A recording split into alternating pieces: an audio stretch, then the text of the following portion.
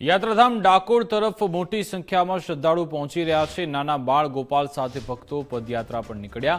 માથા પર પાગ, હાથમાં ધ્વજ અને ગોદમાં બાળ ગોપાલ જય રણછોડના જયઘોષ સાથે ભક્તિમય માહોલ જોવા મળ્યો। રણછોડરાયના દર્શન માટે ભક્તોમાં અનેરી આસ્થા જોવા મળી હતી।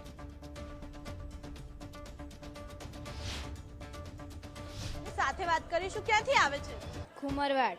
બિલકુલ, એટલે કે આ આખો જે મહિલા સંઘ છે તે પહોંચી રહ્યો છે દર્શન માટે। વહેલી સવારથી જ જે ભીડ છે મંદિરમાં તે જોવા મળી રહી છે।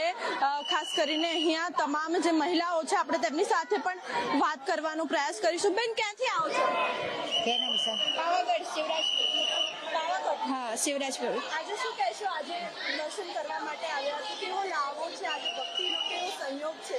બહુ સારો છે, બહુ આનંદ છે। બહુ આનંદ છે।